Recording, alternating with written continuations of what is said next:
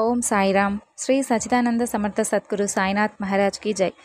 మన సాయి కుటుంబ సభ్యులందరికీ నమస్కారం అండి. ఎలా ఉన్నారు, ఏం చేస్తున్నారు? మీరందరూ కూడా సంతోషంగా, క్షేమంగా, ఆరోగ్యంగా ఉండాలని, సాయినాథుని యొక్క ఆశీస్సులు మనపై ఎప్పుడూ ఉండాలని మనస్ఫూర్తిగా ఆ సాయిని వేడుకుంటూ ఈరోజు ఈ వీడియోను మొదలు పెడుతున్నాను. ఇక ఈరోజు వీడియోలో బాబాగారి సందేశం ఏమిటి అంటే, గుర్తుంచుకో, రేపు ఈ సమయంలో ఈ వ్యక్తి నీ వద్దకు ఒక వార్తతో రాబోతున్నాడు. మరి ఆ వ్యక్తి ఎవరో, ఆ వార్త ఏ విధంగా నీకు తెలియజేయబోతున్నాడో తప్పకుండా తెలుసుకో అంటున్నారు. మరి బాబాగారి సందేశంలో ఉన్నటువంటి ఈ పరమార్థం ఏమిటో తప్పకుండా తెలుసుకుందామండి. అంతకన్నా ముందు మన ఛానల్ని ఎవరైనా కొత్తగా చూస్తున్నట్లయితే దయచేసి ఛానల్ను సబ్స్క్రైబ్ చేసుకుని, వీడియో మీకు నచ్చితే లైక్ చేసి సపోర్ట్ చేయడం మాత్రం మర్చిపోకండి. మరి బాబాగారి సందేశాన్ని తెలుసుకోబోయే ముందుగా అండి, చాలామందికి ఎన్నో సమస్యలు, ఇబ్బందులు వస్తూ ఉంటాయి కదా.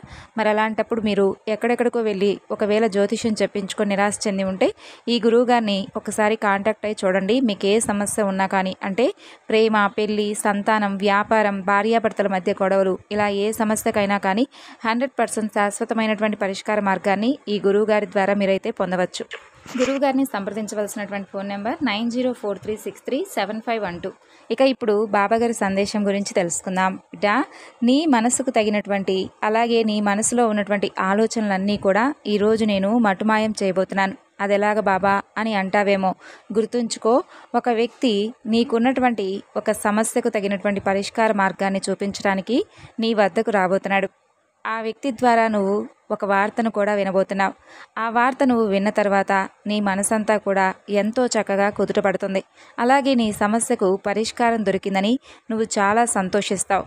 ఇంతకు ఏ సమస్య, అసలు నీకు ఆ వ్యక్తికి ఏంటి సంబంధం, ఆ వ్యక్తి నీ వద్దకు ఎందుకు రాబోతున్నాడు, ఏ వార్తను ఉద్దేశించి నీకు చెప్పబోతున్నాడు అనేటటువంటి పూర్తి వివరాల గురించి ఈరోజు ఈ సందేశం ద్వారా నీవు తప్పకుండా తెలుసుకునే తీరాలి. అలా తెలుసుకున్న తర్వాతే నీలో ఉన్నటువంటి ఆలోచనలన్నీ కూడా పూర్తిగా తుడిచిపెట్టుకుపోతాయి.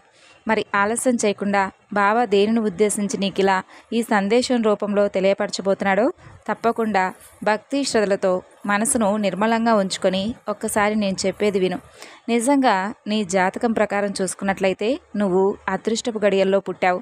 అలాగే ఎంతో మంచి మనసుతో నలుగురికి కూడా ఎప్పుడూ సహాయపడే విధంగా నీ మనసు, నీ ప్రవర్తన ఉంటాయి. ఎవరిని కూడా ఎప్పుడు నీ మాటలతో కానీ చేష్టలతో కానీ బాధ పెట్టేటటువంటి స్వభావం ఇప్పటి వరకు నువ్వైతే చేయలేదు. ఏదైనా కష్టం వస్తే నీ దాకా వచ్చిందే కానీ నీ చుట్టూ ఉన్నవారికి మాత్రం ఆ కష్టాన్ని నువ్వు ఎప్పుడూ కూడా పులవలేదు.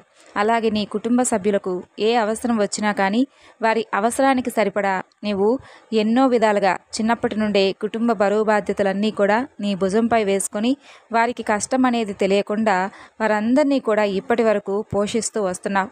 అలాగే అందరిలోనూ కూడా భగవంతుడు ఉన్నాడని చెప్పి మనసా వాచా కర్మన నమ్ముతావు. ఎటువంటి ఈర్ష, అసూయ, కుళ్ళు, ద్వేషం ఇవన్నీ కూడా నీకు అస్సలు తెలియవు. అలాంటి నీకే ఇన్ని కష్టాలు ఎందుకని చెప్పి ప్రతిసారి కూడా భగవంతుడిని వేడుకుంటూ ఉన్నావు.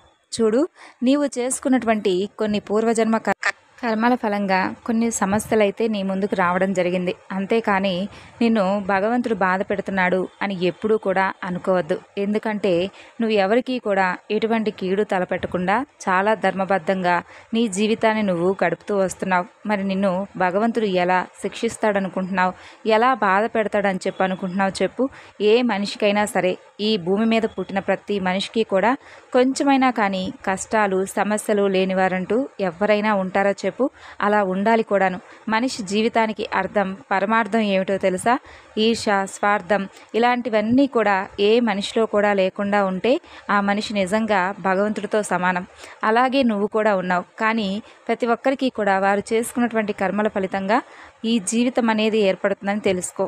కాబట్టే నీ యొక్క పూర్వజన్మ కర్మల ఫలితంగానే నీకు కొన్ని సమస్యలు కానీ ఇబ్బందులు కానీ ఎదురవుతున్నాయే కానీ నువ్వేమీ కూడా ఈ జన్మలో చేసుకున్నటువంటి తప్పుల వలనో, లేదంటే ఈ జన్మలో చేసినటువంటి పనుల వలనో ఏర్పడినవి కాదు.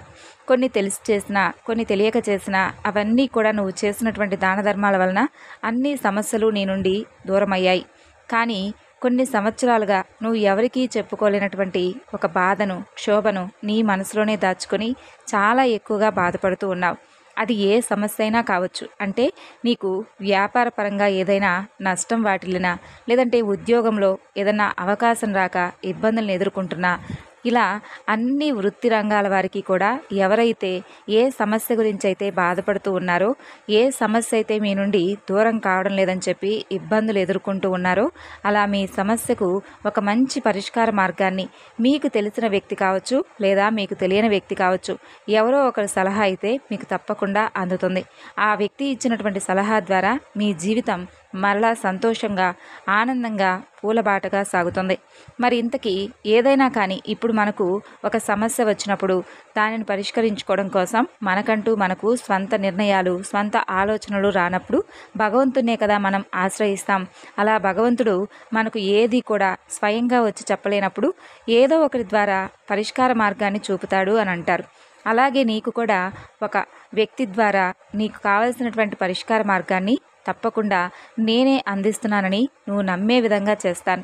అలాగే నీ సమస్యకు తగినటువంటి పరిష్కారాన్ని అతను చూపడమే కాకుండా ఆ సమస్య నీ నుండి దూరం అయ్యేంత వరకు ఆ వ్యక్తి యొక్క సహాయ సహకారాలు నీకు పూర్తిగా లభించే విధంగా కూడా చేస్తాను. ఈ విధంగా నీకు ఏదైతే దేని గురించి అయితే నువ్వు ఇబ్బంది పడుతూ దేని గురించి అయితే బాధపడుతున్నావో ఆ సమస్యను నీ నుండి తప్పకుండా దూరం చేస్తాను.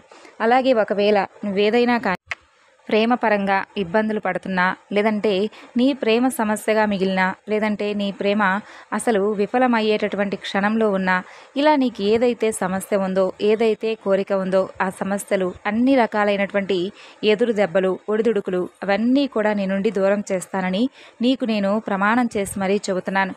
అయితే ఆ వ్యక్తి ఎవరైనా కావచ్చు, అంటే నీకు తెలిసిన వ్యక్తి కావచ్చు, నీ ఇరుగు పొరుగు వ్యక్తి కావచ్చు, నీ శ్రేయోభిలాషి కావచ్చు, లేదా నీ స్నేహితులు కావచ్చు, లేదంటే నీ కుటుంబ సభ్యుల్లో ఒకరు కావచ్చు. ఇలా ఎవరైనా కానీ వారిచ్చేటటువంటి ప్రోత్సాహం, వారిచ్చేటటువంటి ధైర్యం, వారు చెప్పేటటువంటి ఒక మాట ఇవి ఉంటే చాలు మనిషికి ధైర్యం అనేది ఆటోమేటిక్గా ఏర్పడుతుంది కదండి. మరి అదేవిధంగా మనకు తెలిసిన వాళ్ళు కానీ తెలియని వాళ్ళు కానీ మనం ఏదైనా ఒక సమస్యలో ఉన్నప్పుడు ఆ సమస్యకు తగిన విధంగా మనకు ఒక పరిష్కార మార్గాన్ని చూపిస్తే వాళ్ళే దేవుడితో సమానంగా మనమైతే భావిస్తాం. అంటే వారు ఇచ్చినటువంటి సలహా మనకు కనుక సక్సెస్ అయ్యిందనుకోండి, నిజంగా పలానా వ్యక్తి మనకు ఒక దారి చూపించాడు, అతను చెప్పినటువంటి మాట ప్రకారంగా ఈరోజు మనం చేయడం వల్లే కదా మనకి ఈ విధంగా సమస్య నుండి బయటపడ్డాము, మనకి ఈ విధంగా మంచిగా ఏదైనా కానీ ఒక దారి చూపించినటువంటి వ్యక్తిగా మిగిలాడని చెప్పి ఆ వ్యక్తిని చిరస్థాయిగా గుర్తుంచుకుంటాం కదా. అలాగే వారి యొక్క సలహా మేరకు మనకు ఒక మంచి లాభం కూడా వస్తే జీవితాంతం వారిని అయితే గుర్తుపెట్టుకుంటాం. అదంతా కూడా భగవంతుడి యొక్క ఆధీనంతో, భగవంతుడి యొక్క అనుగ్రహంతో జరుగుతుందని చెప్పి ఎవరైతే భగవంతుని మనస్ఫూర్తిగా నమ్ముతారో వారికి పూర్తిగా అర్థమవుతుంది. ఆ విధంగా భగవంతుడు ఏదో ఒక దారిలో, అంటే మనల్ని జాగ్రత్తగా ముందుకు నడిపించడానికి, మనకొక సహాయాన్ని అందించడానికి ఏదో ఒక విధంగా అయితే సహాయపడతాడు. నమ్మిన వారికి ఎప్పుడైనా సరే భగవంతుడు పుట్టిగా, అంటే ఎవరిని కూడా అన్యాయం చేయడండి. అలాగే ఎవరైనా బాధపడుతూ ఉన్నా కూడా ఆయన చూస్తూ ఊరుకోడు. ఏదో ఒక విధంగా మనకైతే సహాయాన్ని అందించే తీరుతాడు. అది కాస్త ఆలస్యమైనప్పటికీ కూడా మన సహాయాన్ని మాత్రం దూరం చేయడు. అలాగే మనకి ఏదో ఒక విధంగా ఆయన అనుగ్రహ వర్షాన్ని కురిపిస్తాడు అనడంలో అస్సలు నమ్మశక్యం కాని వారికి సైతం నమ్మే విధంగా ఎన్నో అద్భుతాలను చేసినవాడు సాయినాథుడు.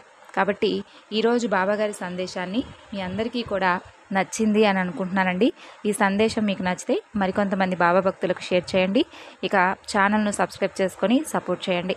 విన్నారు కదండి. తిరిగి రేపటి వీడియోలో మరొక చక్కని సందేశంతో మరలా కలుసుకుందాం. అంతవరకు నమస్కారం. ఓం సాయిరామ్. సర్వేజన సుఖినో భవంతు.